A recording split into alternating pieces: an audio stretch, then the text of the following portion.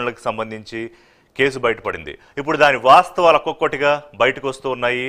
ముఖ్యంగా ప్రభాకర్ రావు ఐజీ నేతృత్వంలో, intelligence IG నేతృత్వంలో రాధాకిషన్ రావు, భుజంగరావు, అలాగే అప్పటి డిఎస్పీ ప్రణీత్ రావు, అలాగే కొంతమంది అధిపతులు, మీడియా ఛానల్కి సంబంధించిన అధిపతులు ఈ వ్యవహారంలో కీలకంగా ఉన్నారనేది అప్పుడు చాలా పెద్ద సెన్సేషన్. అసలు ఎందుకు ఫోన్ ట్యాపింగ్ చేయాల్సి వచ్చింది అనేది మాట్లాడుకునే ముందు ఈ ఫోన్ ట్యాపింగ్ అంటే ఏంటి అంటే, ఇద్దరు మాట్లాడుకునేటప్పుడు ఆ ప్రైవసీకి భంగం కలిగిస్తూ మరొక మూడొక వ్యక్తి ఆ ఫోన్ కాల్ని వినడం కానీ, రికార్డ్ చేయడం కానీ, చదవడం కానీ, ఈ మూడిట్లో ఏం చేసినా అది చట్ట విరుద్ధం.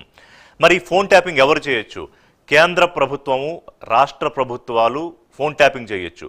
రాష్ట్రంలో పోలీసుల అధీనంలో ఆ ఫోన్ ట్యాపింగ్ వ్యవహారానికి సంబంధించి దానికి కొన్ని నిర్దిష్టమైన ప్రక్రియలు ఉంటాయి. ఎప్పుడు పడితే అప్పుడు ఏ ఆఫీసర్ పడితే ఆఫీసర్, ఎవరు ఫోన్ పడితే వాళ్ళు ఫోన్ ట్యాప్ చేయడానికి కుదరదు. అక్కడ ఏమన్నా ఎమర్జెన్సీ సిచ్యుయేషన్ ఏమన్నా ఉందా, లా అండ్ ఆర్డర్ డిజార్డర్ ఏమన్నా అయ్యేలా ఉందా, లేకపోతే ఇంటెలిజెన్స్కి ఏమన్నా ప్రత్యేక సమాచారం వచ్చి ఎవరి మీదన్నా అనుమానపు కదలికలు ఉంటే నిఘా పెట్టాల్సిన అవసరం ఉందా, ఇట్లాంటి ప్రత్యేకమైన సందర్భాల్లో సెక్షన్ 5(2) యాక్ట్ ప్రకారం ఫోన్ ట్యాపింగ్ చేయొచ్చు. కేంద్ర ప్రభుత్వానికి సంబంధించి ఏజెన్సీస్ ఉన్నాయి, అంటే దర్యాప్తు సంస్థలు, సిబిఐ కానివ్వండి, ఈడీ కానివ్వండి, ఎన్ఐఏ కానివ్వండి, వీటికి అధికారం ఉంటుంది. మరి పోలీసులే ఫోన్ ట్యాపింగ్ చేశారు కదా అంటే, ఇక్కడ ఫోన్ ట్యాపింగ్ చేయడానికి కారణాలు ఏంటంటే, తమకు నచ్చని వారిని, ప్రభుత్వానికి వ్యతిరేకంగా మాట్లాడేవారిని, పార్టీలోనే అంతర్గతంగా ఎవరన్నా ఎదురు తిరుగుతుంటే వాళ్ళని, విపక్ష నేతల్ని, విద్యార్థి నేతల్ని, కొంతమంది జర్నలిస్టుల్ని, వీళ్ళందరి కదలికల మీద నిఘా పెట్టడానికి ఫోన్ ట్యాపింగ్ ఉపయోగించారు. దానికి ప్రత్యేకమైన వ్యవస్థ, సాఫ్ట్వేర్ అంతా కూడా పెట్టారు. ఇది ఎలా బయటపడింది? ముఖ్యమంత్రి మాటలో అర్థం చేసుకుంటే, ప్రభుత్వం మారిన తర్వాత అధికార మార్పిడిలో భాగంగా కొన్ని బదిలీల్లో భాగంగా కొన్ని బయటపడ్డాయి, కొన్ని మిస్ అయ్యాయి. అప్పుడు మాకు ఈ ఫోన్ ట్యాపింగ్ వ్యవహారం బయటపడిందని సాక్షాత్తు ముఖ్యమంత్రి చెప్పారు. ఇప్పుడు దాంట్లో ఎక్కడ దాకా వెళుతున్నాయి పేర్లు అంటే, బీఆర్ఎస్లో కీలకమైన నేతలు హరీష్ రావు పేరు, కేటీఆర్ పేరు, అది కేసీఆర్ దాకా వెళుతుందా? కవితను లిక్కర్ స్కామ్లో తప్పించడానికి, అందులో అరెస్ట్ అవ్వకుండా ఉండడానికి బీజేపీలో కీలక నేతలు, ఆర్ఎస్ఎస్లో కీలక నేతల్ని బెదిరించడానికి ఫోన్ ట్యాపింగ్ చేశారు అని చెప్పి ఒక చర్చ నడుస్తోంది.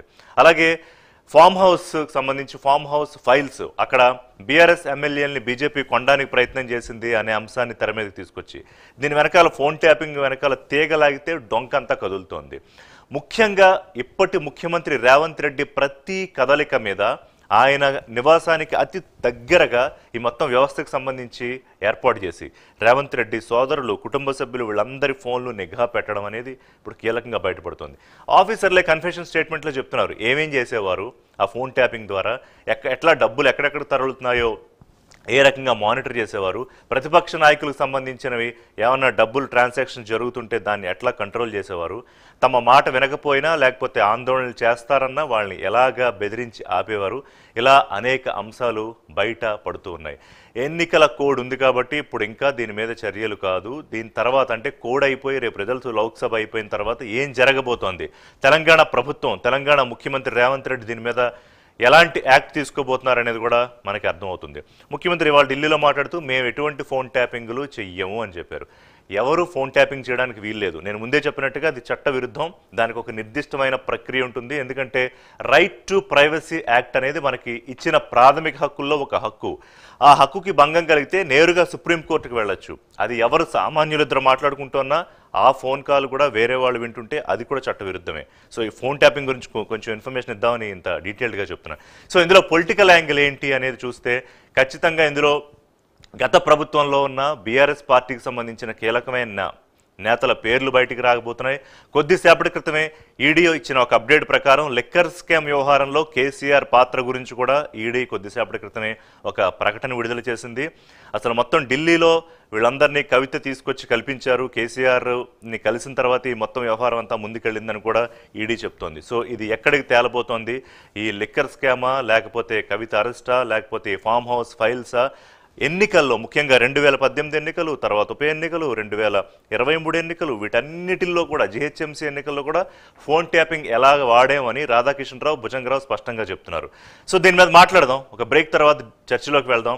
మాజీ ఐపీఎస్ అధికారులు అసలు ఈ ఫోన్ ట్యాపింగ్ వ్యవహారం గురించి ఏం చెప్తారు, పొలిటికల్ అపోనెంట్స్ మాట్లాడుతున్నారు, వాళ్ళు ఈ ఫోన్ ట్యాపింగ్ మీద ఏం చెప్తారు, అసలు దీని వెనకాల ఉన్న కథా కమామిషి ఏంటి, ఒక బ్రేక్ తర్వాత డిస్కస్ చేద్దాం. Stay tuned.